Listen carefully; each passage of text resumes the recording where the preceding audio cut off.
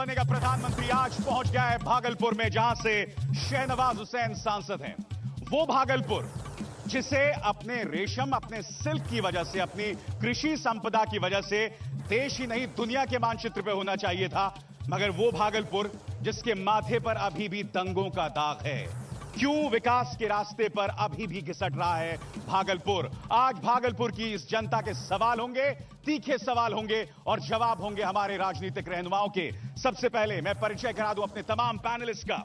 BJP की तरफ से प्रीति शेखर, जनता दल यूनाइटेड की तरफ से राजकुमार सिंह, कांग्रेस आरजेडी कंबाइन की तरफ से मृत्युंजय सिंह गंगा और आम आदमी पार्टी की तरफ से डॉक्टर योगेंद्र। आप सबका स्वागत है। मगर सबसे पहले आइए इस रिपोर्ट के जरिए देखने की कोशिश करते हैं कि बिहार की सियासत में आखिर इस लोकसभा सीट की अहमियत क्या है।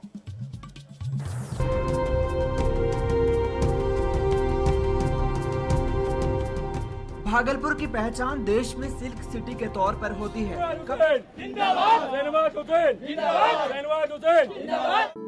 भागलपुर लोकसभा सीट अभी बीजेपी के पास है। बीजेपी के बड़े नेता और प्रवक्ता शहनवाज हुसैन 2 बार से यहां से सांसद हैं और तीसरी बार भी ताल ठोक रहे हैं। आरजेडी से शैलेश कुमार उर्फ बुलो मंडल उम्मीदवार हैं, जबकि जेडीयू ने लालू की पार्टी छोड़कर आए अबू कैसर को मैदान में उतारा है।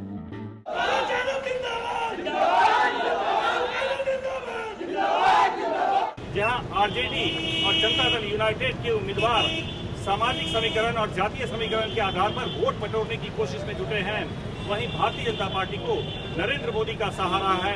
और पार्टी के लोग मुसलमानों को बीजेपी और नरेंद्र मोदी से डरा रहे हैं। मैं मुसलमानों को कहता हूं, खुदा से डरिए और किसी से डरने की जरूरत नहीं है। माननीय मुख्यमंत्री जी की जो काम किए, जो योजनाएं की हैं विकास की लहर, उसकी लहर है। और यहाँ नमो और ये सब किसी की चीज की लहर नहीं। भागलपुर लोकसभा में विधानसभा की 7 सीटों में से 3 बीजेपी के पास हैं, जबकि 2 सीटों पर जेडीयू और कांग्रेस का कब्जा है। जहां पर जेडीयू और आरजेडी के उम्मीदवार भारतीय जनता पार्टी के सांसद शहनवाज हुसैन को घेरने के लिए गुजरात दंगों का मुद्दा उठा रहे हैं, तो शहनवाज हुसैन ने भी पलटवार करते हुए भागलपुर दंगे का मुद्दा उठा दिया है। और ऐसे में भागलपुर की जनता को ये तय करना है कि दंगों की सियासत में कहीं विकास पीछे न छूट जाए। और आइए बहस की शुरुआत करते हुए सबसे पहले बीजेपी से प्रीति शेखर, जनता आपसे जानना चाहेगी कि आपको वोट क्यों दें, और आपके 20 सेकंड शुरू होते हैं। आप अविजार जी, मैं आपको बता दूं कि सैयद शहनवाज हुसैन साहब ने इस रेशमी शहर को बहुत ही रेशमी अंदाज में संभाल कर रखा है। मैं आपको बता दूं कि यही वो शख्सियत थे जिन्होंने अंगिका के क्षेत्र के लिए अंग एक्सप्रेस नामक एक ट्रेन चलाई। यही वो शख्स थे जिन्होंने 100 करोड़ की लागत से लगभग पूरे लोकसभा क्षेत्र में सड़कों का जाल बिछवाने का प्रयास किया। यही वो शख्स थे। आपका वक्त खत्म हुआ। राजकुमार सिंह, जनता आपको वोट क्यों दे, और आपका वक्त शुरू होता है अब। हमारे माननीय मुख्यमंत्री ने बिहार में, जो पिछड़ा बिहार था, बिहार का कोई नाम नहीं था पूरे देश में, 8 वर्ष के शासनकाल में गुड गवर्नेंस दिया, अच्छी सड़कें बनवाई और बिहार को पूरे देश ही नहीं दुनिया में नाम लाया। और बिहार को विशेष राज्य की दर्जा के लिए तमाम लोगों ने हमारा वक्त खत्म हुआ। कांग्रेस की तरफ से मृत्युंजय सिंह गंगा, जनता आपके कंबाइन को वोट क्यों दे, और आपके 20 सेकंड शुरू होते हैं। आप यूपीए 1 और यूपीए 2 की सरकार ने लगातार 10 वर्षों तक सरकार चलाकर यहां अस्थायी सरकार का परिचय दिया। यूपीए की सरकार ने पिछले 10 साल में जनता को कई प्रकार के अधिकार दिए हैं, भोजन का अधिकार, काम का अधिकार, सूचना का अधिकार, और अभी हम लोग अपने मैनिफेस्टो में घोषणा किए हैं कि हम लोग पेंशन भी देंगे और हम लोग जो है आप लोगों को आवास भी देंगे। आपका वक्त खत्म हुआ। नवागुन तक आम आदमी पार्टी की तरफ से आपसे जानना चाहेंगे, जनता आपको डॉक्टर योगेंद्र वोट क्यों दे, आपके 20 सेकंड शुरू होते हैं। अब भागलपुर की जनता बार बार चली गई है। भागलपुर का सपना पूरा नहीं हुआ है। भागलपुर के साथ अन्याय हुआ है। जो भी वादे किए गए हैं सांसद शहनवाज हुसैन के द्वारा, वे पूरे नहीं किए गए। उन अधूरे सपने को पूरा करने के लिए भागलपुर की जनता आम आदमी पार्टी को वोट दे। आपने 20 सेकंड से पहले खत्म कर दिया। क्या आप जानते हैं कि यहां जब भी गंगा का बहाव तेज होता है तो 2 विधानसभा यहां पर, गोपालपुर और बिहपुर, यहां पर जब भी बहाव तेज होता है तो गांव के गांव बह जाते हैं, घर के घर बह जाते हैं। और यह साल 2014 है। प्रीति जी, मुझे बताइए, ये है आपकी विकास की तस्वीर। मैं आपको बताऊं अभिसार जी, सिर्फ विकास सिर्फ एक शख्सियत से नहीं हो सकता है। शाहनवाज जी ने एक सांसद के रूप में जिस तरह से केंद्र में यूपीए की सरकार रहते हुए, विपक्ष की सरकार रहते हुए और बिहार में भी नीतीश जी के रूप में सहयोगात्मक रवैया नहीं रहने के बावजूद ये 8 साल तक आप साथ में थे, माफ कीजिएगा प्रीति जी, 8 साल तक आप साथ में थे, ये एक्सक्यूज नहीं हो सकता। तो वही कह रही हूँ कि जब यहाँ पर जब हवाई सेवा जब चलाने की बारी आती है तो और जगह पर 2000-4000 शुल्क लिए जाते हैं, लैंडिंग शुल्क। फिर बिहार सरकार ने किस परिस्थिति में भागलपुर में 63,000 रुपए का एक मानक रख दिया, यानी कि एयरपोर्ट की हम बात करेंगे। राजकुमार सिंह, मुझे बताइए, कहते हैं कि अगर बांध बना होता गंगा के पास तो ये गांव नहीं बहते, मगर अक्सर उस बहाव में उस बांध के लिए जो पैसा आता है वो भी बह जाता है भ्रष्टाचार के चलते। ऐसा है कि बांध बनाने का इसके पहले ये कार्य होता था। अब जो नीतीश कुमार के शासनकाल में कार्य हुए हैं वो कार्य दिखता है। मैं इतना जानता हूं राजकुमार सिंह जी, आप जो दावा कर रहे हैं कार्य दिखता है, गांव अभी भी बह रहे हैं, घर अभी भी बह रहे हैं, गोपालपुर और बीहपुर में अभी भी नरसंगा एक तरह से हाहाकार मचा हुआ है। बिल्कुल सही बात है।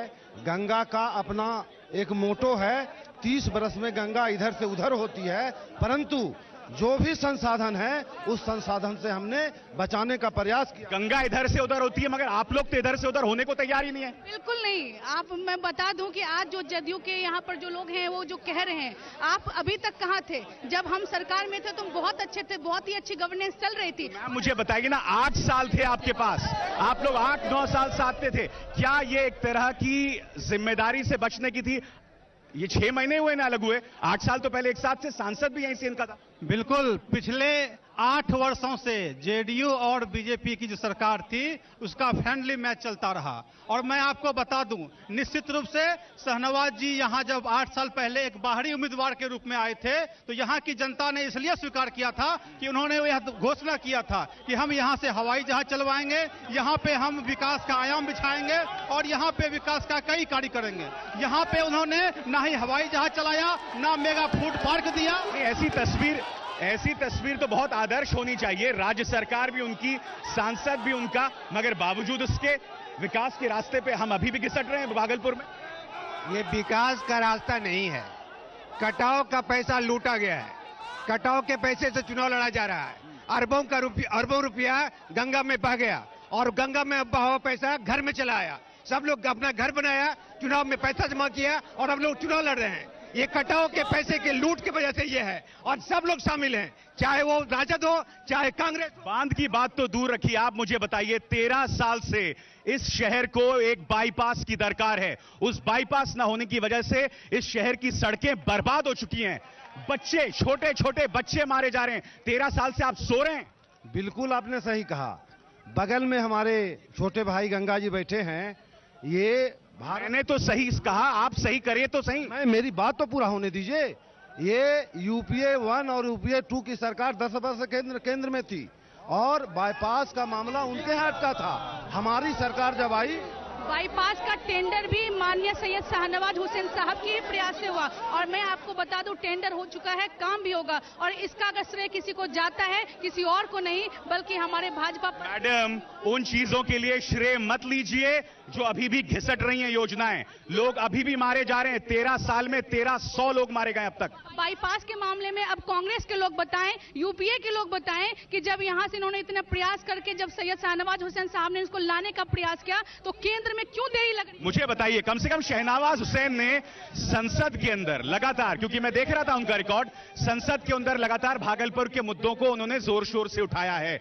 आप क्यों भागलपुर के विकास में रोड़ा बने हुए हैं? यूपीए क्यों रोड़ा बनी हुई है? बिल्कुल, शाहनवाज जी ने एक भी घोषणा अगर इस 8 वर्षों में किया हो, आपको बता दें कि 2004 में जब शाहनवाज जी यहाँ पे आए और उसके बाद जब उनका कार्यकाल शुरू हुआ तो हमारी सरकार, यूपीए की सरकार ने 1,42,000 करोड़ रुपया बिहार को दिया, जबकि 1900 आप दिया, उससे हुआ क्या? वो जनता तो अभी भी रो रही है। देने से क्या होता है? होना भी तो चाहिए। ये सवाल सिर्फ इतना ही है कि शाहनवाज हुसैन जी भागलपुर की जनता के साथ कितने दिन रहे, यही बता दें।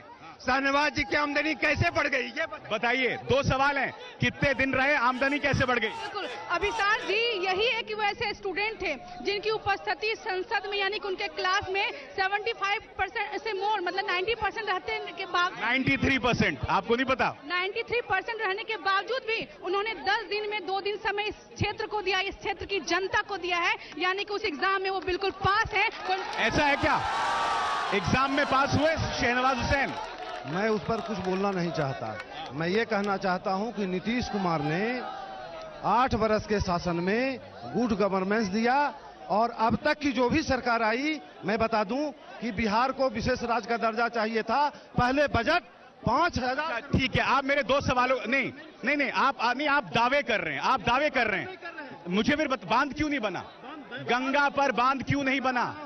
कि मैं दावे कुछ नहीं करता, मैं जो किया हूं जनता के बीच है। पहले राइफल संस्कृति थी, पहले रंगदारी संस्कृति थी। अरे पहले की बात मत कीजिए, अभी की बात कीजिए।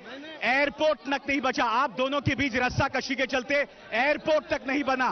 भागलपुर के पास एक अदद एयरपोर्ट नहीं है। मैडम बताइए, आप दोनों के बीच जो लड़ाई है उसके चलते एयरपोर्ट नहीं बना। इसीलिए इस समय 24 तारीख को जनता सबक सिखाएगी कि किसके वजह से विकास रुका है। और यहाँ पर मैं जदयू के बारे में बता दूं, जो जदयू आज लोगों को तीर चुभाने का काम कर रही है। कांग्रेस अपने जो नेशनल दामाद रॉबर्ट वाड्रा जी के पेट भरने में है। विकास की बात कीजिए मैडम प्रीति जी, विकास की बात कीजिए। बांध नहीं बना, एयरपोर्ट नहीं बना, यहाँ बाईपास नहीं बना। बांध बना है, विजय घाट का पुल बना है, बहुत बड़ा पुल बना है, जिससे दोनों पार के लोगों के दिलों को जोड़ने का काम शाहनवाज हुसैन साहब ने। नहीं, सवाल ये ऐसे में जनता कहां जाए? कोई कहता है केंद्र की जिम्मेदारी, कोई कहता है राज्य सरकार की, कोई कहता है सांसद की, तो जनता का इसमें क्या दोष है? अभिसार जी, यूपीए की सरकार में जब लालू जी रेल मंत्री थे, उन्होंने रेल मंडल कार्यालय खोलने की घोषणा की थी। क्या शाहनवाज जी ने कभी यह मुद्दा उठाया? यह मुद्दा कभी नहीं शाहनवाज जी ने उठाया। राजद के समय में जिस राजद के समय में माननीय लालू यादव जिसमें रेल मंत्री थे, उन्होंने यहाँ पर रेल मंडल कार्यालय खुलाने का वादा किया था। और आज जनता पूछना चाह रही है कि उसी राजद से आप अलायंस करके बिहार में चुनाव लड़ रहे हैं, आखिर किस मुद्दे पर? राजद और कांग्रेस के लोगों को बोलने का बिहार में कोई अधिकार नहीं है। अगर किसी ने सबसे ज्यादा शासन किया इस राज्य में तो कांग्रेस और राजद के लोगों ने किया, और राजद के लोगों को तो बोलने। जनता से सवाल लेते हैं, जनता सवाल लेते हैं। जी बोलिए। जो जनप्रतिनिधि अपने ही क्षेत्र में नहीं रहते हैं, प्राथमिक स्तर की वोटिंग के बाद आम जनता का अपने ही जनप्रतिनिधि पे कोई नियंत्रण ही नहीं रह जाता है, कोई संपर्क ही नहीं रह जाता है। जवाबदेही नहीं है, जवाबदेही नहीं। बोलिए। नरेंद्र मोदी ही कुछ कर सकता है। सर, यहाँ पर सरकारें जो चल रही है वो भ्रष्टाचारी है। सर, यहाँ पे इंजीनियरिंग कॉलेज की स्थिति बहुत ही खराब है। मतलब यहाँ का बेस्ट स्कूल है भागलपुर कॉलेज ऑफ इंजीनियरिंग, लेकिन यहाँ पे जदयू की सरकार ध्यान नहीं दे रही है। और यहाँ के स्टूडेंट जब प्रॉब्लम लेके जनता दरबार में जाते हैं तो वो कहते हैं कि चोरी करके पास करके आते हो तुम लोग। भागलपुर को प्रत्याशी लोग जितना चले सब खाली लूटा काम कर लो छे। ये बार भागलपुर के लोग नोटा बटन दबाई करी के तमाम नेता के और भी लोग हैं। मुझे बताइए, आप लोग व्यापारी जगत से हैं, यहाँ पर रेशम का उद्योग है, कृषि संपदा बेतहाशा है, फिर भी हम क्यों घिसट रहे हैं? मैं सबसे पहले कांग्रेस यूपीए गवर्नमेंट के प्रतिनिधि से सवाल पूछना चाहता हूं। आप जनता को छोड़ दीजिए, महंगाई और भ्रष्टाचार से पूरा देश त्रस्त हो गया है। जनता परिवर्तन चाहती है, ये भ्रष्टाचार आप कब रुकेगा? जो आटा का दाम 2004 में 10 रुपया किलो बयान दे रहे हैं। मुझे बताइए, क्यों यहाँ का उद्योग जगत पनप नहीं पाया है? यहाँ के सभी शासकों ने व्यापारियों को लूटा, व्यापारियों के साथ धोखा किया है, जिस कारण ना यहाँ राजधानी जैसी ट्रेन है, टेक्सटाइल पार्क आया वो नहीं डेवलप हो सका, यहाँ पे ट्रांसपोर्ट सिस्टम नहीं है, यहाँ पे कोई सुरक्षा की बिखराव हर जगह है। चलिए हम कुछ महिलाओं से भी सवाल लेते हैं। जी बताइए, अभी तक ले कांग्रेस राज्य में क्या किया? हम सवाल यही करना चाहते हैं कि अभी तक इस राज्य में अभी क्या किया? कुछ नहीं किया। भ्रष्टाचार, महंगाई, यही सब किया है। महिलाओं के सुरक्षा नहीं है, ये सरकार निकम्मी है और ये पार्टी के यह महिलाओं के सुरक्षा नहीं है। महंगाई से लोग त्रस्त है, सरकार को